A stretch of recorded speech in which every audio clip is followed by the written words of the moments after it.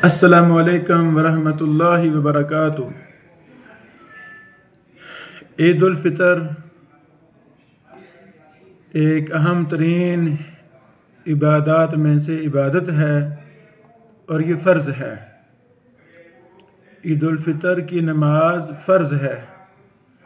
आज की मजलिस में ईद उल फितर के मुतालिक चंद अहकाम मसाइल और कुछ बिदात व खुराफात की तरफ इशारा करना मकसूद है।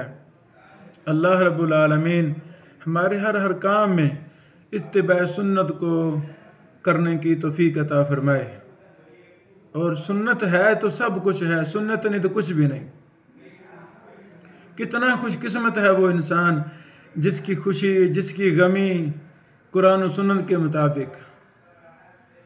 वो कोशिश करता है कि मेरा हर अमल कुरान और सुन्नत की मुवाफ़क़त में हो जाए, और जो बिदात व खुराफात रसूम व रवाज हमारे मुआशरा में आम फैले हुए हैं उनसे वो जान छुड़ाता है, उनसे दूर भागता है। तो जो सुन्नत की मुवाफ़क़त करता रहेगा, बिदात व खुराफात से भागता रहेगा, इंशाअल्लाह वही सिरात मुस्तकीम पर है। और सिरात मुस्तकीम नाम है कुरान और सुन्ना का। अल्लाह अकबर। सबसे पहली बात, ईद उल फितर और ईद उल अज़हा ये मुसलमानों के लिए दो खुशी के दिन हैं, दो खुशी के ये दिन हैं। अल्लाह अकबर। सैयदुना अनस बिन मालिक रज़ी अल्लाह अन्हु बयान फरमाते हैं कि जब रसूलुल्लाह सल्लल्लाहु अलैहि वसल्लम मक्का मुकर्रमा से हिजरत करके मदीना की तरफ तशरीफ़ ले गए तो आप अलैहिस्सलाम ने देखा वहाँ के लोग नेरोज़ और महरजान के नाम से दो खुशी के त्यौहार मनाते हैं। उस मौका पे रसूलुल्लाह सल्लल्लाहु अलैहि वसल्लम ने सहाबा कराम से पूछा, तो सहाबा कराम ने कहा जाहिलियत में हम इन दोनों दिनों में खेलते कूदते थे। तो आप सल्लल्लाहु अलैहि वसल्लम ने फरमाया अल्लाह ने तुम्हें इन दोनों के वज़ इनसे बेहतर दो दिन अता फरमा दिए हैं, एक ईद उल अज़हा का दिन और दूसरा ईद उल फितर का दिन। अल्लाह अकबर। ये हदीस सही सुनन अबी दाऊद में है 1134 नंबर। अल्लाह अकबर। यानी ये खुशी के दिन है, हमें इन दिनों में सुन्नत के मुताबिक खुशी मनानी है। अल्लाह अकबर। क्योंकि मुसलमान की खुशी सुन्नत के मुवाफ़िक ही होती है। दूसरा मसला, तकबीरात को हमने बहुत ज़्यादा पढ़ना है। जब ईद उल फितर का चाँद तुलू हो जाए, नज़र आ जाए, ऐलान हो जाए, तो हमने तकबीरात कहनी शुरू कर देनी है।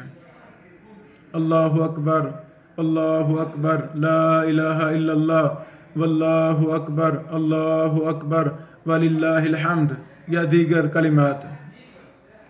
अल्लाहु अकबर। यानी तकबीरात का बहुत ज़्यादा अहतमाम करना है, गलियों बाज़ारों में, घर में, हर जगह। और मसाजिद के अंदर जब फ़र्ज़ी नमाज होती है, फ़र्ज़ी नमाज के बाद हमें मसनून अज़कार जो नमाज के हैं वो करने हैं।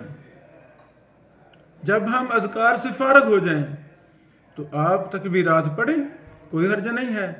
लेकिन देखा गया है बाज़ जगहों पर सलाम इमाम ने फेरा, जो मसनून अज़कार हैं नमाज़ों के बाद वाले वो नहीं पढ़े और तकबीरात शुरू कर दी।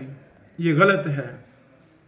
हमें मसनून अज़कार जो नमाज के बाद हैं वो पढ़ने हैं, उनका अहतमाम वैसे ही रखना है इन दिनों के अंदर भी।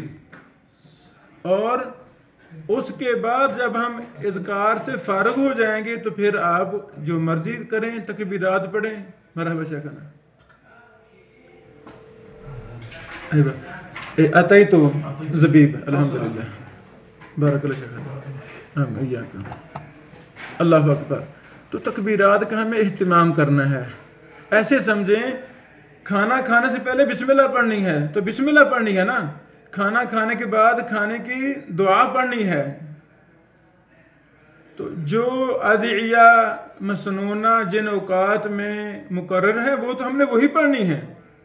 ये नहीं खाना खाने से पहले हम अल्लाहु अकबर ला इलाहा इल्लल्लाह ये पढ़ें, बिस्मिल्लाह छोड़ दें, ये गलत है।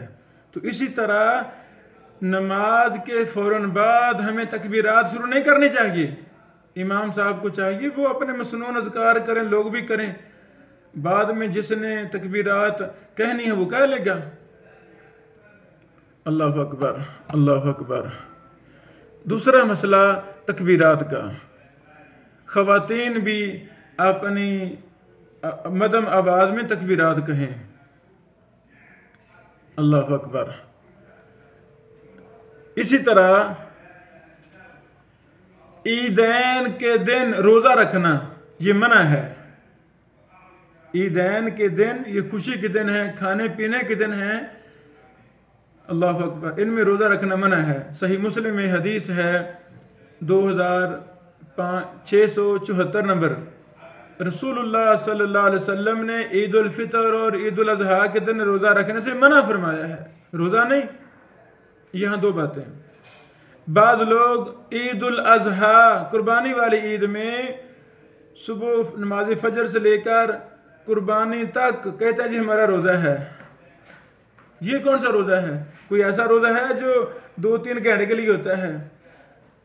ये रोज़ा नहीं है। असल में रसूलुल्लाह सल्लल्लाहु अलैहि वसल्लम अपने कुर्बानी वाले दिन जो पहला खाना होता था वो कुर्बानी की गोश्त से खाते थे। ये दरमियान वाला जो थोड़ा सा वक़्त है 2-3 घंटे का, इसको रोज़ा नहीं कहना चाहिए। दूसरी बात, वक़्त है 2-3 घंटे का, इसको रोज़ा नहीं कहना चाहिए। दूसरी बात, ईद उल फितर की रात, जिस रात चांद तुलू हुआ है उस रात, ईद उल फितर वाली रात के लोग इत्काफ बैठे रहते हैं। नहीं जी हमने इत्काफ बैठना है, हालांकि ये हदीस मुनकर है, सख्त ज़ईफ़ रिवायत है।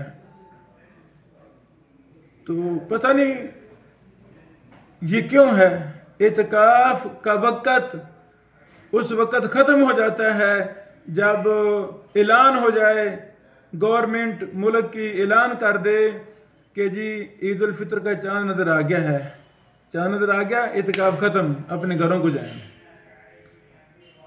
कई लोग वो ईद उल फितर की रात भी इत्काफ बैठे रहते हैं, इसका कुरान और सुन्नत में कोई सबूत नहीं है। अल्लाह अकबर।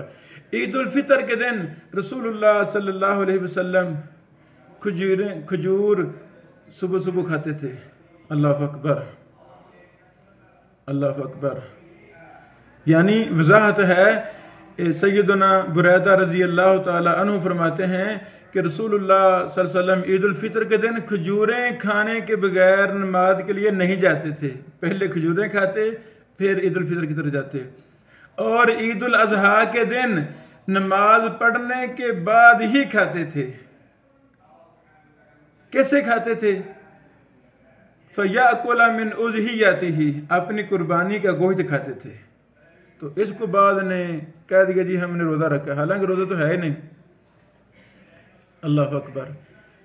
अगला मसला, ईदगाह की तरफ पैदल जाना चाहिए। अल्लाह अकबर। ईदगाह की तरफ पैदल जाना ये प्यारे पैगंबर की सुन्नत है। सय्यदुना साद बिन अबी वक़ास रज़ी अल्लाह अन्हु फरमाते हैं, अन्ना नबिय्य सल्लल्लाहु अलैहि वसल्लम कान यख़रुजु इलल ईद माशियन व यरजिउ माशिया। नबी रहमत सल्लल्लाहु अलैहि वसल्लम ईद के लिए, ईद की नमाज के लिए पैदल जाते थे और पैदल वापस आते थे। अल्लाह अकबर। तो हमें भी पैदल ही जाना चाहिए, पैदल आना चाहिए। सय्यदुना अली रज़ी अल्लाह अन्हु फरमाते हैं, मिन सुन्ना अन तुखरजा इलल ईद माशिया। सुन्नत ये है कि ईद पढ़ने के लिए पैदल चला जाए। अल्लाह अकबर। खा थोड़ा सा दूर भी हो, मसलन 1 किलोमीटर 2 किलोमीटर खा दूर भी हो, हम इस मुबारक सुन्नत को जिंदा करने के लिए मोटरसाइकिल साइकिल सब कुछ छोड़ें। भाई आज हम इस मुबारक सुन्नत को, सुन्नत से मोहब्बत करते हुए हम ईदगाह की तरफ पैदल जाएंगे। वो घर के साथ ही ईद का मैदान है, देहात के अंदर ही ईद का मैदान है, कॉलोनी के अंदर ही ईद का मैदान है, जिधर देखो गाड़ियां गाड़ियां, कारें कारें, मोटरसाइकिलें मोटरसाइकिलें। ये क्या हो गया है भाईजान? यानी ये सुन्नत है पैदल चल के जाना ईदगाह की तरफ, तो हमें भी इसका एहतमाम करना चाहिए। अल्लाह अकबर, अल्लाह अकबर। ये भी एक अहम मसला, रास्ता तब्दील करके जाना है, जाते बार और रास्ता हो, वापसी पर और रास्ता हो। अल्लाह अकबर। रास्ता तब्दील करना, ये सही बुखारी में हदीस है 986 नंबर। सैयदना जाबिर बिन अब्दुल्ला रज़ी अल्लाह अन्हु फरमाते हैं, इज़ा कान यौम ईद खालिफ तरीक कान नबी सल्लल्लाहु अलैहि वसल्लम इज़ा कान यौम ईद खालिफ तरीक।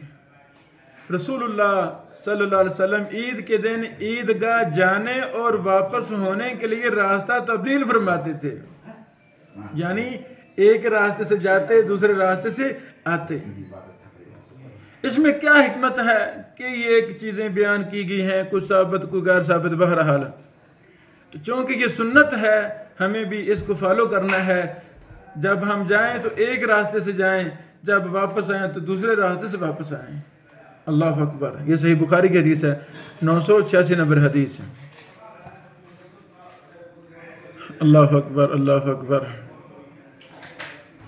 तकबीरात रास्तों में भी कहनी चाहिए, ईदगाह की तरफ जा रहे हैं वापस आ रहे हैं, तकबीरात कहनी चाहिए।